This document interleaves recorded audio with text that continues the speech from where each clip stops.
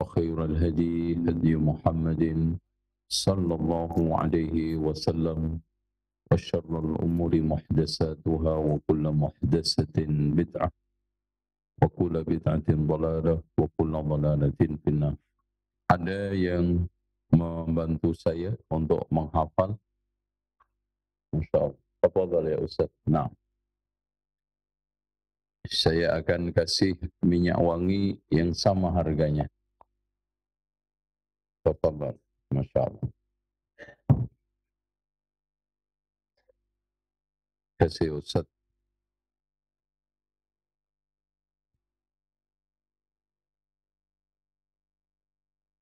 Bismillah. Ali bin Umar radhiyallahu anhu qala Rasulullah sallallahu alaihi wasallam inna Allah yuhibbu an tu'ta rukhasuhu kama yakrahu an tu'ta ma'siyatuhu. Rawahu Ahmad wa sahahahu Ibnu Khuzaimah wa Ibnu Hibban. Baik. Wa fi riwayah kama yuhibbu an tu'ta azaimuhu. InsyaAllah. Baik. Ini hadiahnya. Baik. InsyaAllah. Nanti ada tambahan hadiah.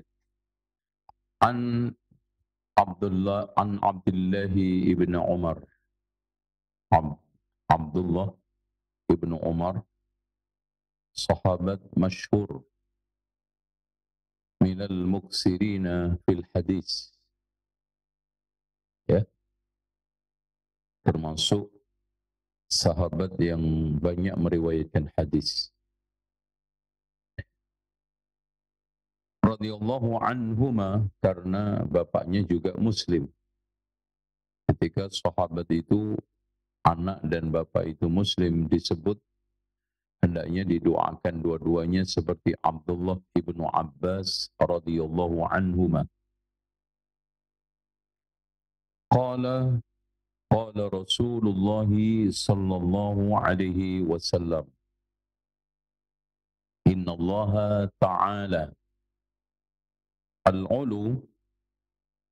Bahkan kata Syekh Muhammad ibn Salih al-Utsaimin, sifat Allah Ta'ala itu lebih mendalam daripada al-ulu. Okay. Ta'ala itu lebih mendalam.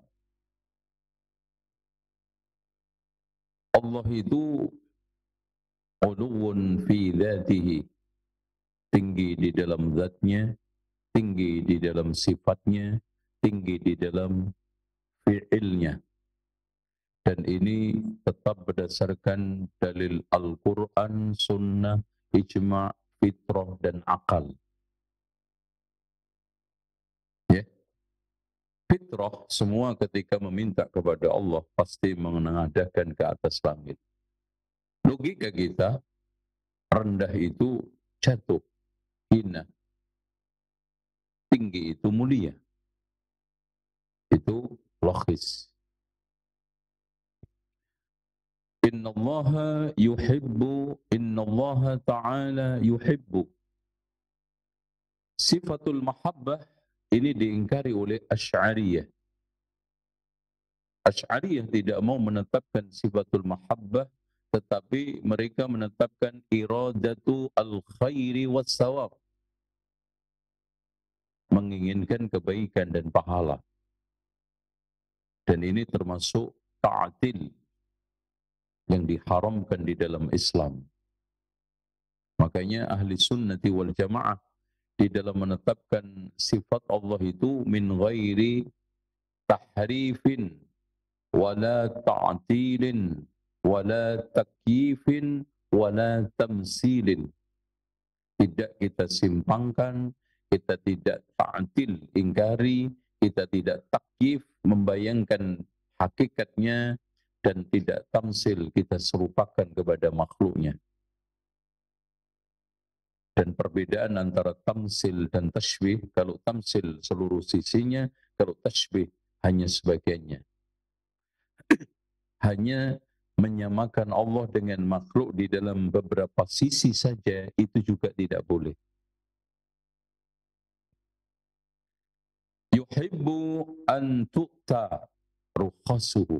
Rukhsah sudah kita jelaskan kemarin, ada yang masih ingat? Ayo, isbatu, ayo, ya, na'am, mukhalif, tafadhal, masyaallah. Ini, silakan, ambil, nggak apa ke depan. Nih, saya akan habiskan minyak, nanti beli lagi. Rukhsah itu menetapkan hukum yang mukhalif dengan hukum yang ada. Li mu'aridin rajih. Walaupun definisi ini dikritisi oleh oleh Syekh Ibnu Utsaimin. Yang sahih rukhsah itu adalah tashil, memudahkan.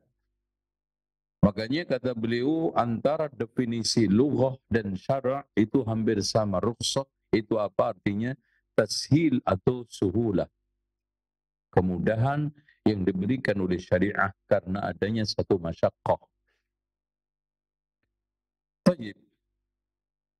Sekarang karena judulnya itu adalah sikap. Tidak semua rukhsah itu kita sikapi dengan sikap pengambilan mentah-mentah. Karena seperti yang dikatakan oleh para ulama, la yajuzul akhdhu bi rukhasil madahibil fiqhiyah li mujarradil hawa. Tidak boleh mengambil rukhsah madhab hanya karena dorongannya itu nafsu. Contoh, mentang-mentang dia kecanduan rokok, cari yang makruh. Belum tentu yang makruh itu yang rojih. Ya. Karena kecanduan khamr, ya walaupun namanya diberi nama ya alkohol 0%. Ada enggak yang minuman keras 0% alkoholnya? Cari rukhsah, pembenaran. Itu namanya bukan mencari kebenaran tetapi mencari pembenaran. Begitu juga pemakan riba. Mencari rukhsah ulama yang itu hanya mujarradul hawa. Rata-ratanya dia sudah praktek, dia sudah meyakini, baru nyari. Itu cenderungnya nanti itu pembenaran. Makanya belajar itu cari dulu baru yakin, jangan yakin dulu baru cari. Lianna dzalika yuaddi ila tahallul min at-taklif. Karena kalau mujarradul hawa itu akan mendatangkan tahallul. Tahallul itu apa? Menghalalkan. Ya. Melepas ikatan syariat. Ya. Contoh bagaimana seorang menghalalkan musik. Bagaimana seorang menghalalkan pacaran. Bagaimana seorang itu menghalalkan ulang tahun.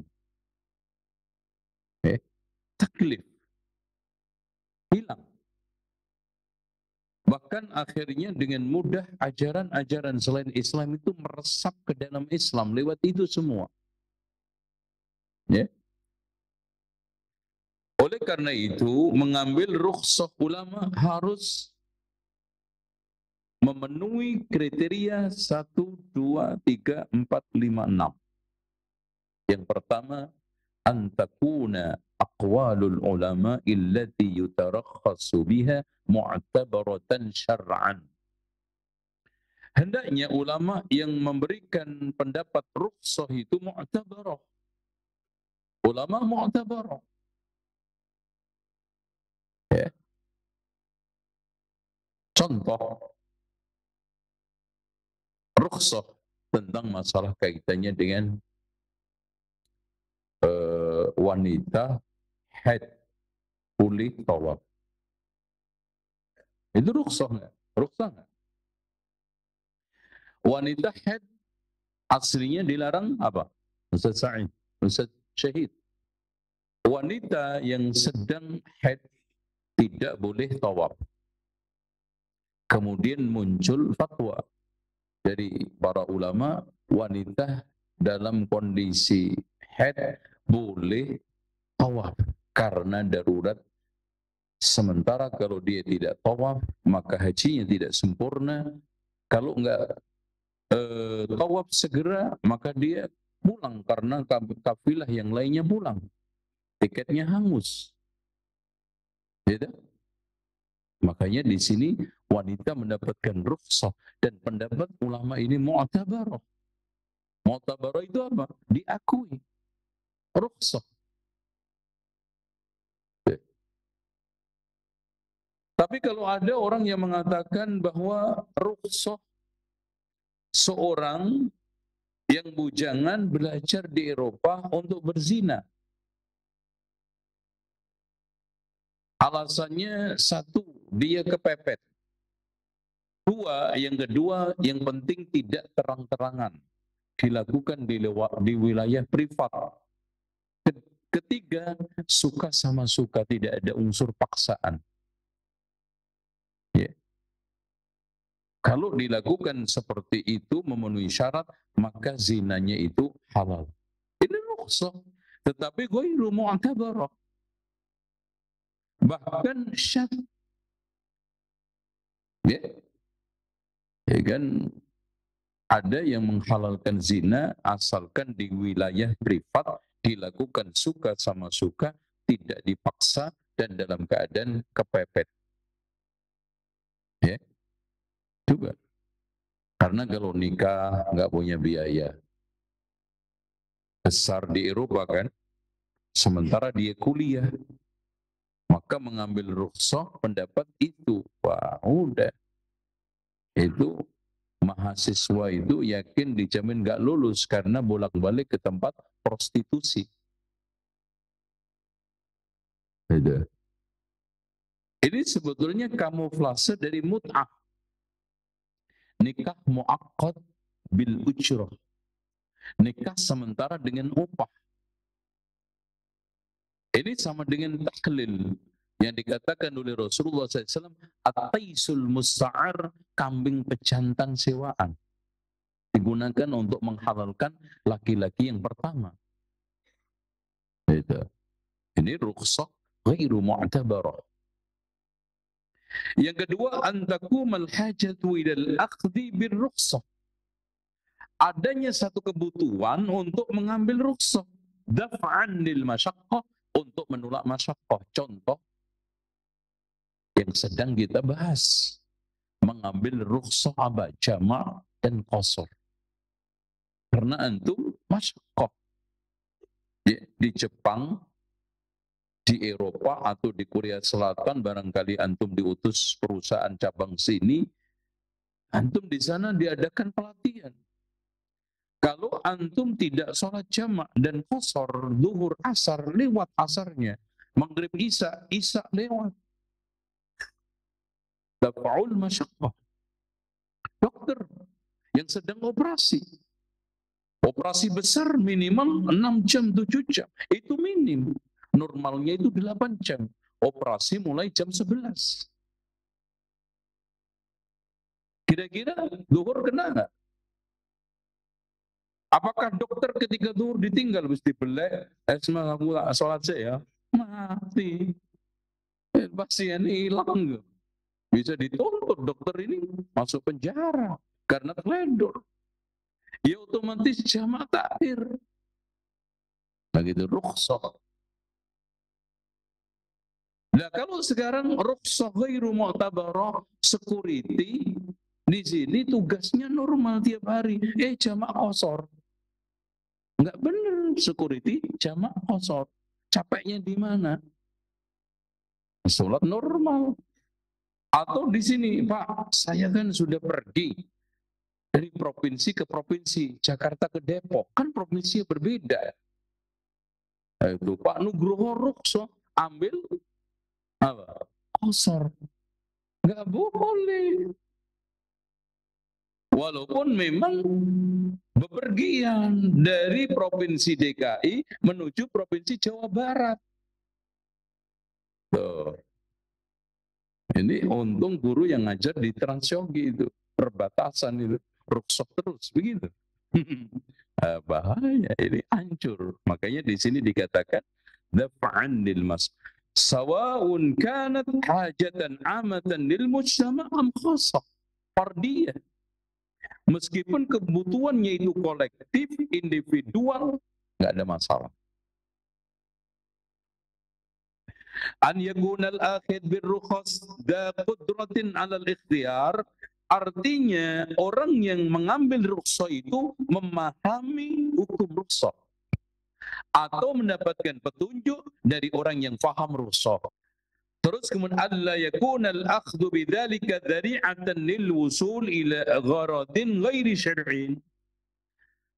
Jangan sampai konsekuensi pengambilan rukhsah itu menjatuhkan pelakunya di dalam tujuan yang dilarang.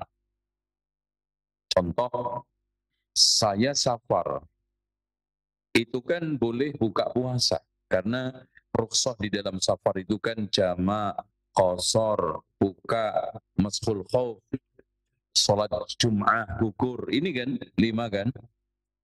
Tapi saya pergi ke Bandung karena semata-mata supaya bisa jima Ramadan. Ini gharadh ghairi syar'i, apa dilarang kan? Berhubungan intim pada waktu bulan Ramadan dilarang nggak? Meskipun sama istri sendiri, apalagi istri orang lain. Oh, itu lebih haram. Ini diakalin, dia pergi ke Bandung, pergi ke Serang, supaya batal dan akhirnya tujuannya itu toh. Itu gharadh ghairu syar'i.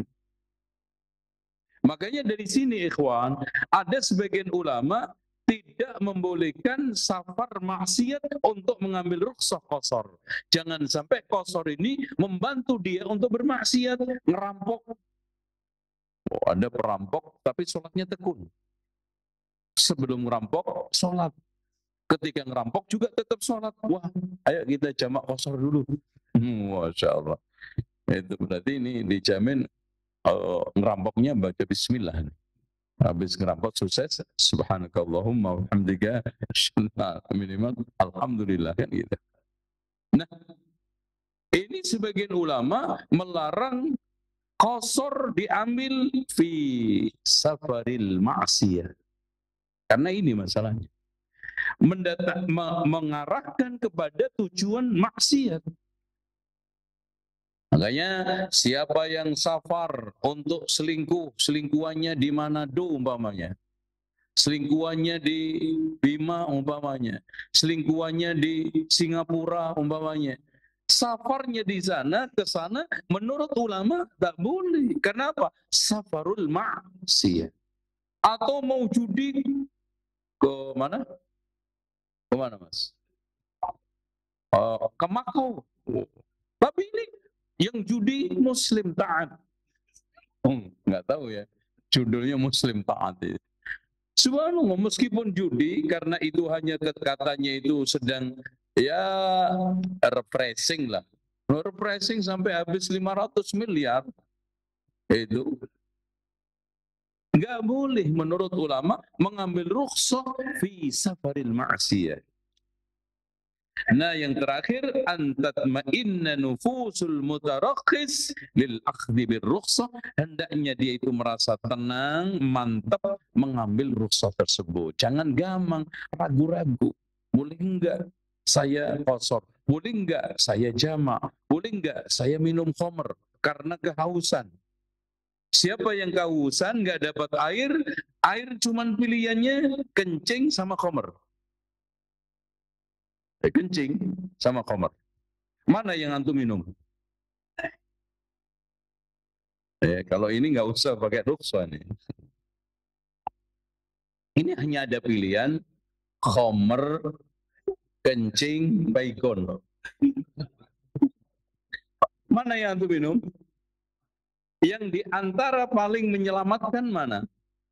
Khamr. Karena rata-rata orang yang minum khamr itu hanya mabuk. Kalau mati itu pengecualian yang sangat kecil. Tapi kalau kencing, itu bukan aslinya, bukan minuman. Hatta diharamkan pun nggak ada. Minuman haram kencing nggak ada. Makanya lucu ada orang yang terapi pakai minum kencing sendiri. Pagi-pagi di apa? Diminum. Mending minum kuahnya empek-empek seger, ini kencing. Subhanallah ya. Nah, baikon antum mati. Karena ini untuk menghindari kematian malah mati.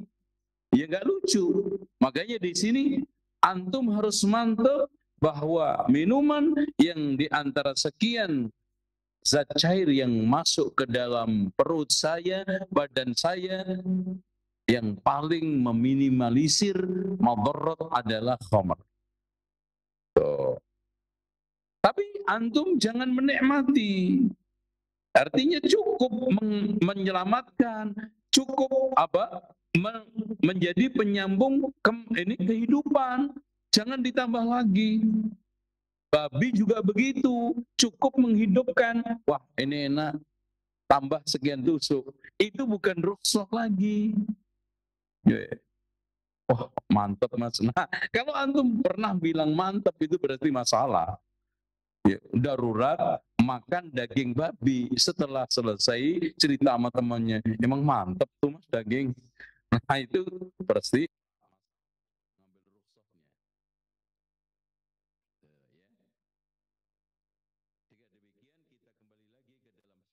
yang tadi, innallaha ta'ala yuhibbu an tu'ta rukhasuhu kama yakrah. Ini memberikan satu pemahaman kepada kita, mengambil rukhsah itu derajatnya di sisi Allah sama dengan meninggalkan maksiat. Ini hadis ada tambahan, wa fi riwayatin kama yuhibbu an tu'ta azaimuhu. Ya, azimah. Artinya antum mengambil rukhsah ketika safar qasar, jama' dan yang lainnya. Itu Allah suka, Allah senang, seperti senangnya sholat normal itu dilakukan. Puasa normal itu dilakukan. Allah itu senang. Antum tidak puasa ketika antum safar. Walaupun dalam masalah ini kata Anas bin Malik, kunna fi safarin ma'an nabi, kami safar bersama Rasulullah. Wa minna as-shaim wa minna al-muftir wa la ya'ibu as-shaim 'ala al-muftir wa la al-muftir 'ala as-shaim. Kami safar bersama Rasulullah SAW. Di antara kami ada yang buka, di antara kami ada yang puasa. Yang puasa nggak mencela yang buka nggak mencela yang puasa. Berarti di sini ada pilihan. Tapi kalau sudah mau pingsan, Rasulullah tegas. Ya, Rasulullah tegas. Pernah ada orang yang dipapah ketika safar, dia maksain puasa. Apa jawaban? Apa kata Rasul? Ada yang ingat hadisnya? Ya? Bukan. Ayo. Laisa minal bir as-siyam fis safar. Langsung tekstual tegas, laisa minal bir. Dan di dalam riwayat lain Rasulullah SAW membahasakan dengan bahasa Badui. Laisa minal birri as-siyamu fis safar, karena dia itu orang Badui. Makanya kalau memang sudah sekarat, lemes, makan. Nggak usah dipaksain. Contoh sholat tepat waktunya itu adalah apa? Dianjurkan. Tetapi sekarang sedang dalam keadaan lapar. Makan dulu apa sholat dulu? Itu keindahan Islam. Itu rahman rahimnya Allah. Ngalah untuk kepentingan hambanya. Walaupun sederhana perut. Karena memang laisa la salata bi hadrati ta'am wala huwa yudafi'uhu al-akhbasa.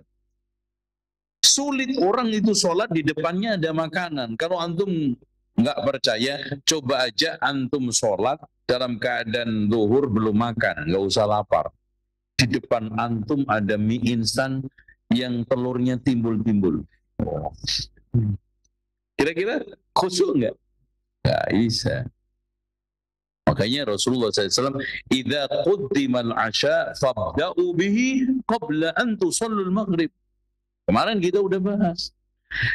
Bila disuguhkan makan malam, mulai dulu sebelum salat maghrib. Ini juga diambil faedah oleh para ulama, kebiasaan orang Arab itu kalau makan malam itu sebelum maghrib. Dan ini ternyata lebih sehat. Karena ada kesempatan, ada jeda untuk cukup pencernaan ini mengolah makanan, yaitu 3-5. Kenapa 3? Karena untuk perut muda. 5. Kenapa? Untuk perut tua-tua itu yang di atas 50. Itu sulit tunggunya. Apalagi karbo, apalagi Masya Allah sebelum tidur mie goreng. Waduh, itu jadi kolesterol maksudnya. Itu jadi. Makanya makanan-makanan ini harus dikontrol. Dan di mana-mana Pak, sekarang ini kita mendapati kesulitan untuk menormalisasikan kajian-kajian dimanapun setelah COVID. Yang cepat normal itu cuma 1, kolesterol. Gitu. Yang kajian lambat normalnya. Gitu. Kalau kolesterol cepat normal itu ya, maksudnya cepat meningkat. Ya, di sini dikontrol perut ya. Apalagi ya kalau masih muda-muda, masih bujang-bujangan ini, makan apa aja masih tenang itu, aman lah. 3 jam itu udah habis itu. Makanya badannya itu langsing. Karena apa? Masuk keluarnya itu lancar. Nah kalau yang di atas 50, apalagi Pak Haris itu, wah itu berat itu mencernanya. Karena apa? Di sini pengolahannya itu lambat. Makanya Rasulullah wanti-wanti benar, hendaknya kalau makan itu 1/3 untuk makanannya, 1/3 untuk minumannya, 1/3 untuk napas. Kenapa dikasih napas? Masya Allah, kata Ibnul Jauzi di dalam kitab Talbisul Iblis, kalau Sokrates membaca hadis ini, ada kesempatan baca hadis ini, maka dia akan geleng-geleng kepala. Karena dia heran terhadap medisnya Rasulullah. Coba bayangkan. Ternyata hadirin sekalian, setelah diteliti melalui dunia medis, orang makan itu rata-rata setelah makan 15 menit, 20 menit, itu makanannya mengembang sampai 3/4. Antum rata-rata kalau makan kan enak ketika makan bla bla bla. Wah, tiba-tiba begah setelah 1/4 jam karena mengembang. Makanya di Islam itu diberikan space 1/4 napas, itu maksudnya pengembangannya makanan minuman itu di dalam perut nggak nyesek, normal, makanya enak. Tuh, makanya kata Imam Ibnul Jauzi, andaikan Sokrates membaca hadis ini, dia akan geleng-geleng kepala, keheranan. Bagaimana Rasulullah SAW menjelaskan tentang medis. Tuh, Masya Allah. Tuh, masalah rukhsah, wallahu a'lam bishawab. Jadi, masalah itu rukhsah, saya kira cukup. Sikap-sikap kita terhadap rukhsah, ya. Mungkin ada yang bertanya, silakan. Hadis ini ada syawahid ya. Tolong diperhatikan, ana sedikit jelaskan tentang masalah ilmu mustalah hadis. Mutabi' sama syahid atau al-mutaba'ah sama syahadah, atau al-mutabi' sama asyahid. Kalau mutabi' itu rata-rata sahabatnya itu sama. Contoh hadis Aisyah yang kemarin tidak kita sampaikan, qabbala Rasulullah sallallahu alaihi wasallam ba'dha nisa'i summa yusalli wa la yatawadda. Rasulullah mencium istrinya salat enggak wudu. Hadis dari Aisyah. Pun hadis tentang Rasulullah SAW ketika tahajud memegang Aisyah juga dari Aisyah. Ini namanya mutaba'ah.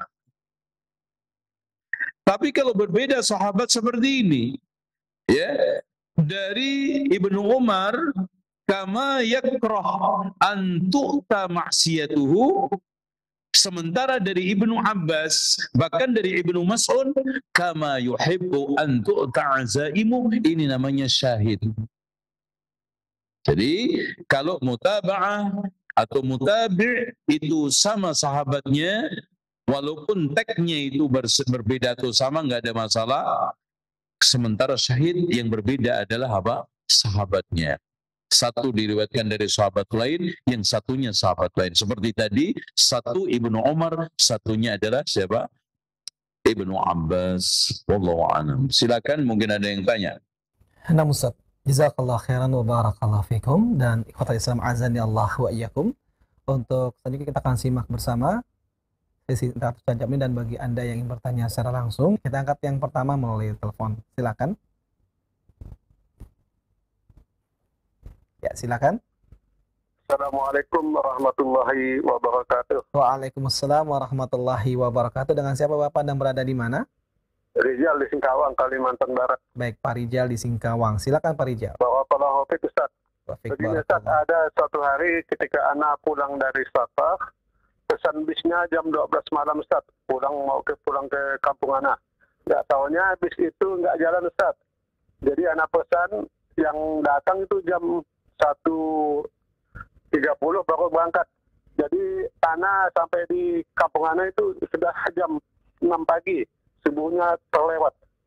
Namun nanya, kapan Nana bisa mengkodok sholat subuhnya Ustaz? Mohon nasihatnya, syukran jazakallahu khairan. Assalamualaikum warahmatullahi wabarakatuh.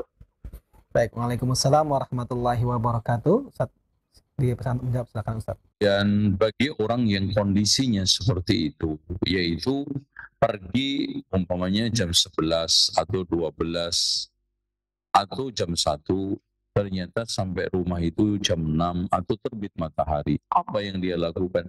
Harusnya orang ini atau bapak yang bertanya ini sholat di atas kendaraan. Ya. Mau sekarang di bis, mau sekarang di kereta, mau di pesawat, sholat di atas kendaraan. Ya, di atas kursi. Ya. Dan aina ma tuwallu fathamma wajhu Allah. Di mana saja kita itu menghadap, di situ ada wajah Allah. Maksudnya diterima. Tidak ada masalah. Caranya, ya, contoh aja ketika seorang haji atau umroh pulang, ya kan pasti membelakangi kiblat. Kalau sekarang pesawatnya pesawat Saudi, tidak ada masalah, ada musola gantian. Kalau enggak, antum cukup sholat. Enggak usah juga ngadep ke barat sambil nangkring di kursi. Nanti ngadep orang-orang yang di belakangnya juga enggak enak. Jadi gitu. Udah, Allahu Akbar di depan orangnya lagi makan, lagi ganggu antum. Cukup ngadep. Oh. Dengan di kursi, zuhur 2 rakaat, asar 2 rakaat, kalau maghrib 3, subuh 2. Dan tidak ada sholat sunnah kecuali witir sama 2 rakaat fajar. Sudah cukup seperti itu. Jadi jangan nunggu bis itu sampai selesai, sampai berhenti, sampai ke tempat Anda jam 6 atau jam 7. Sholat di atas kendaraan. Ya, wallahu a'lam bishawab. Ada lagi? Jazakallah khairan wa barakallahu fiik Ustaz atas jawaban yang disampaikan. Demikian untuk Pak Rijal di Singkawang, mudah-mudahan dapat difahami dengan baik dan benar atas jawaban yang diberikan oleh Ustaz. Ikhwan Islam azani Allah wa iyyakum. Kembali kami buka pertanyaan melalui telepon. Halo, Assalamualaikum. Waalaikumsalam warahmatullahi wabarakatuh ya. Halo, Assalamualaikum.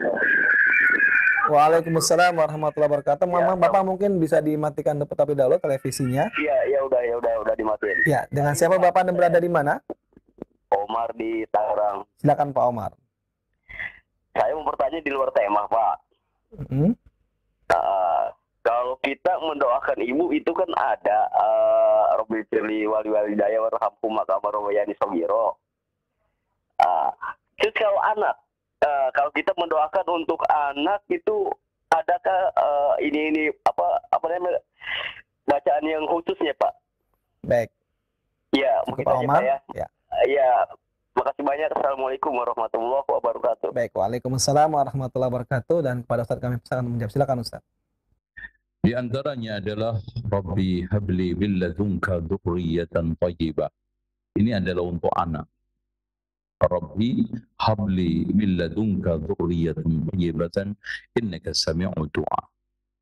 Yang kedua, Rabbi auzi'ni an ashkura ni'mataka allati an'amta 'alayya wa 'ala walidayya wa an a'mala salihan tardahu wa aslih li fi dhurriyyati inni tubtu ilaika wa inni minal muslimin. Ini yang direct ya, langsung ya. Yang ketiga, Rabbi ja'alni muqimas salati wa min dhurriyyati Rabbana wa taqabbal du'a Rabbana ighfirli wa li walidayya wa lil mu'minina yawma yaqumul hisab. Yang tidak langsung, Rabbana hab lana min azwajina. Dengan kita mendapatkan istri-istri yang salihah, maka akan lahir anak-anak yang salihah dan saleh. Makanya di sini disarankan orang-orang yang sibuk macam seperti antum kita semua, kalau nyari jodoh itu jangan yang masih bakalan. Yang masih bakalan. Bakalan itu enggak. Masih mentah. Karena kesempatan antum untuk mendidik itu kecil. Ya, karena sibuk berbagai macam kesibukan. Karena apa? Karena dengan masih bahan mentah, jangan-jangan ini karaten nggak kepake. Hanya kecuali antum punya kesempatan, punya waktu untuk mendidik. Dan tolong dicamkan manusia itu dibiarkan bukan makin baik. Watak manusia makin dibiarkan makin karaten, makin rusak. Ya, ibarat nyimpan bolu di tong sampah, gimana sih Mas? Gitu. Nggak akan bisa. Apalagi pengaruh lingkungan. Itu makin lama makin buruk. Makanya antum merasakan sendiri. Antum coba biarkan. Tidak serius ngurusin hati antum, tidak ngurusin pikiran antum, tidak rutin ngaji, lama-lama lambat laun makin baik atau makin buruk, makin atos hatinya, makin keras pikirannya, makin kusut rohaninya. Itu watak manusia. Makanya laqad khalaqnal insana fi kabad. Ya, ya. Khuliqal insanu halu'a. Itu watak aslinya. Makanya supaya enggak halu'a, supaya enggak ini agama. So, ya. Minimal antum doakan Rabbana hablana min azwajina. So, rajin-rajin berdoa. Tapi jangan doa dong. Antum juga coba buka toko doa dong. Laku enggak? Ya. Yeah. Doa itu harus ada realisasinya, ikhtiar. Contoh, antum nggak kawin tapi minta didoakan supaya punya anak. Anaknya siapa? Kan harusnya ikhtiar kawin dulu baru berdoa. Manajemen diatur dulu, terus kemudian dibagusin cara untuk deliverynya, manajemennya, pengelolaan SDM-nya, baru berdoa, ya Allah, kasihlah barokah usaha saya. Itu. Terus yang juga tidak kalah pentingnya untuk dipanjatkan orang tua demi anak-anaknya, Rabbi la tadharni fardan wa anta khairul warisin. Ini doa-doa yang sangat bagus sekali untuk dipanjatkan bagi orang-orang yang menginginkan anaknya soleh dan solihah. Wallahu a'lam bishawab. Nah Ustaz, jazakallah khairan wa barakallahu fiik. Demikianlah kita Islam Azan ya Allah wa yakum. Satu pertanyaan terakhir yang telah dijawab oleh Ustaz, dan sebelum kita akhiri perjumpaan yang penuh dengan faedah ini, kami meminta kepada Ustaz menyampaikan ikhtitam. Silakan Ustaz. Alhamdulillah. Insyaallah kajian Bulughul Maram ini ya, setiap tanggal 1 Rabu pertama, ketiga, 5 ya. Dan yang kedua, keempat, insya Allah kita nyatakan selesai untuk penyakit hati dan kita akan bacakan kitab At-Ta'liq ala Sahih al-Bukhari karya Syekh Muhammad Ibn Shalih Al-Utsaimin insya Allah. Demikian apa yang kita sampaikan kali ini tentang masalah rukhsah dan azimah. Rukhsah dan sama dengan meninggalkan maksiat. Rukhsah merupakan pemberian yang itu sedekah dari Allah. Fataqabbalu sadaqatahu, terima sedekahnya, maka kita ambil bagian daripada taat kepada Allah. Demikian, subhanakallahumma bihamdika asyhadu an la ilaha illa anta astaghfiruka wa atubu ilaik. Wassalamualaikum warahmatullahi wabarakatuh.